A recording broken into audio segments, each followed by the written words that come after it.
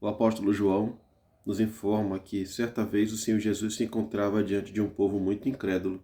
Eles não tinham fé e eles não conseguiam receber os ensinamentos do Senhor Jesus. Eles não concordavam com as suas mensagens, com as suas doutrinas, e eles afirmavam ser filho de Deus, eles afirmavam ser descendente de Abraão. O Senhor Jesus disse a esses judeus que creram nele: vocês são verdadeiramente meus discípulos se permanecerem fiéis a meus ensinamentos.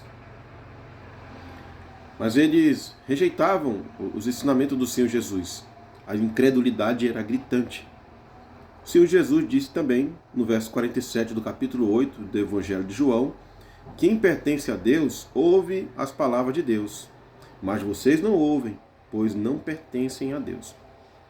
É muito triste quando as pessoas não se interessam para conhecer a palavra de Deus, não se atentam para a realidade que as Escrituras falam a respeito de nossa vida. O pecado é algo terrível dentro de cada ser humano, e é o pecado que leva os homens a rejeitarem a palavra de Deus. Se os homens rejeitam a palavra de Deus, eles rejeitam também a Deus. Você compartilha o Evangelho, a palavra de Deus com as pessoas? Eu digo, os Evangelhos, é difícil compartilhar com os evangélicos, eles não aceitam. É mais fácil um ateu, uma pessoa cética, aceitar do que essas pessoas que estão há muito tempo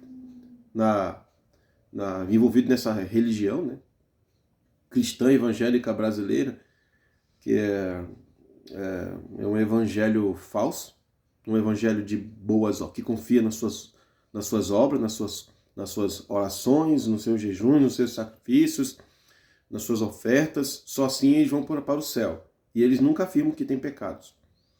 Então, não será surpresa a gente encontrar no céu pessoas que foram o pior tipo de pessoa aqui nesse mundo, e que nunca estudaram, tiveram a oportunidade de ter o que essas pessoas têm, né?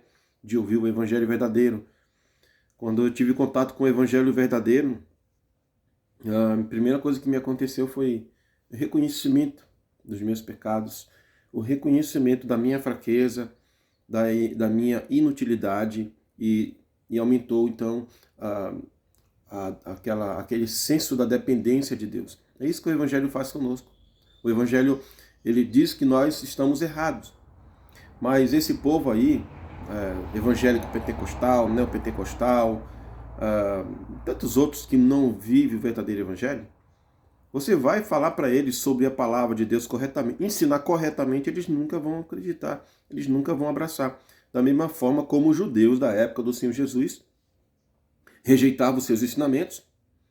Se aparecesse alguém ali, como apareceu, eles abraçavam. Jesus disse, se vier outro no seu próprio nome, esse aí vocês vão abraçar. Jesus se referindo aos falsos profetas que viriam depois dele, né, os falsos cristos que surgiriam. Então, é muito triste uma pessoa dizer que crê em Jesus, que ama a Deus, e ela não leva a sério os ensinamentos da palavra de Deus.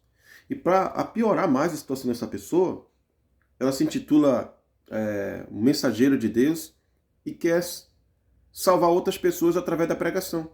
Quer levar uma mensagem de esperança, sendo que essas pessoas estão perdidas, estão cegas, indo para o inferno. É muito triste isso, muito triste. Eu, particularmente, eu não gosto de ouvir pessoas que não levam a sério a palavra de Deus. Eu nem quero conversa com essas pessoas. Eu nem frequento congregações, porque eu vou falar uma coisa para vocês. Tem CNPJ, não passa de empresa. Qualquer uma dessas denominações que você imaginar, até confessional, igrejas sérias, CNPJ não passa de uma empresa.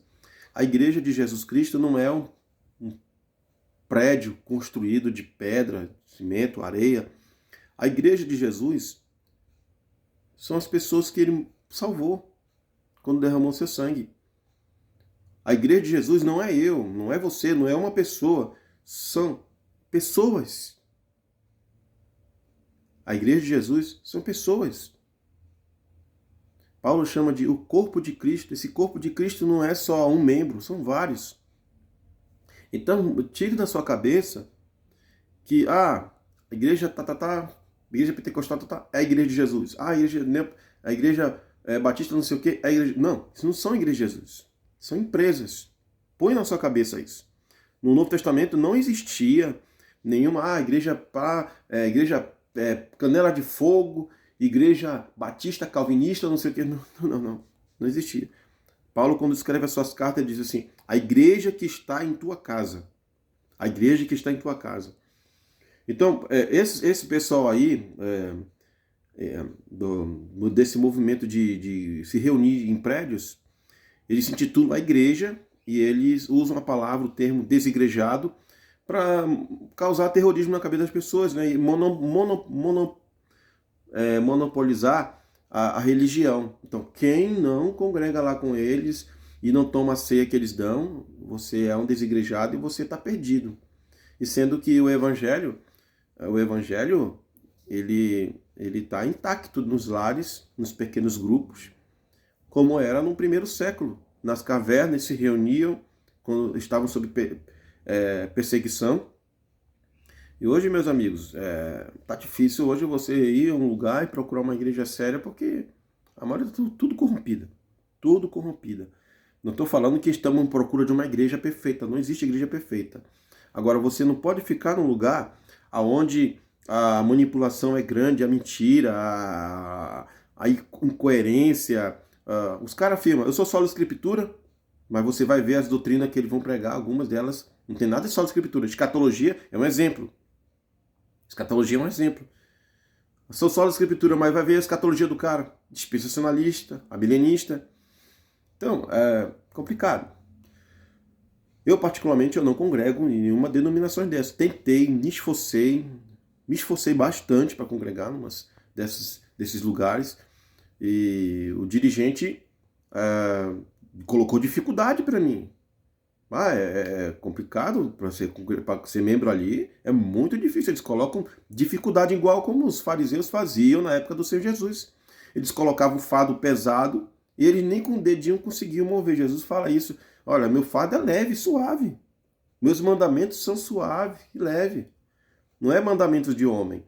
Então, meus amigos, hoje eu me reúno em casa, aos domingos nós se reúne aqui, meus filhos, minha família, mais um amigo que abraçou a fé no Senhor Jesus.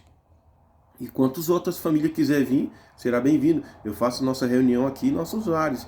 E essa família crescendo, aumentando, eu não pretendo colocar a igreja, uma placa e vou chamar, não. Vai se reunir, igreja nos lares, a igreja que está em tua casa. Vai ser assim. Então, eu não estou me intitulando pastor e nem estou abrindo congregação, nada disso. Eu estou fazendo o que qualquer pai de família que ama a sua família deve fazer. É o dever de todos, não é o dever de... precisa ser pastor. Não precisa ser pastor para fazer um culto doméstico em casa. Culto doméstico em casa eu faço há muito tempo. Então, fazendo isso gera o quê? Gera uma consequência. As pessoas, teus vizinhos vão participar, outras famílias vão participar. E a pior coisa que pode acontecer a eles é eles procurar esses chiqueiros aí, onde se prega o falso evangelho. Onde o pastor lá cobra dízimo, cobra o tridízimo, cobra não sei... Não estou dizendo que a gente não pode colaborar. Como é que os cristãos no primeiro século colaboravam? Eles davam dízimo? Não. Era 10%? Não. Era 100%. É só você ler Atos dos Apóstolos. Eles vendiam suas propriedades, fazenda, e colocavam o dinheiro aos pés dos apóstolos. Ananias e Safira mentiram ao Espírito Santo, por isso que eles foram mortos. Então o que eles fizeram? Eles tiraram uma parte do dinheiro, não levaram 100%. Então eles fizeram ali era um compromisso de todos eles ali, se comprometer: vou vender minha terra e vou trazer todo o dinheiro. E depois volta atrás e tá aqui o apóstolo Pedro, o apóstolo João, o dinheiro total. Mas não, a pessoa retém, ela roubou, né? Então, eles não pagaram, não é a contribuição, não era dízimo. Era uma contribuição voluntária e era 100%. O apóstolo Paulo escreveu nas suas cartas, falando das ofertas, que não era para comprar a bênção, era para atender a necessidade dos pobres, Sempre a preocupação dos apóstolos no primeiro século eram os pobres. Pode ver, os apóstolos não eram gente, homens que tinham carruagem, cavalos, fazenda, eles não tinham, eles eram totalmente desprendidos de coisas materiais, para justamente atender a necessidade dos pobres. Essa também foi a preocupação do nosso Senhor Jesus, tanto é que um ladrão chamado Judas Iscariote carregava a bolsa, né? Como existe muitos Judas Iscariote hoje que estão teólogo formado, é pastor, mas pastor não, que nunca foi pastor. Então ele só quer encher a barriga dele de comida, encher as suas garagens de carro, e as pessoas perecem. Então abra seus olhos, não seja escravo dessa religião falsa. Não seja escravo dessa religião falsa. Procure conhecer a palavra de Deus corretamente, procure estar perto de pessoas que conheçam corretamente a palavra de Deus e viva essa palavra. Né? E veja, procure ver alguém que, na prática, existe a palavra de Deus, nas suas ações, na sua maneira de viver, como ele trata a sua família, como ele trata o seu próximo. Você vai ver uma pessoa séria, evidências da palavra de Deus em suas ações, no seu estilo de vida.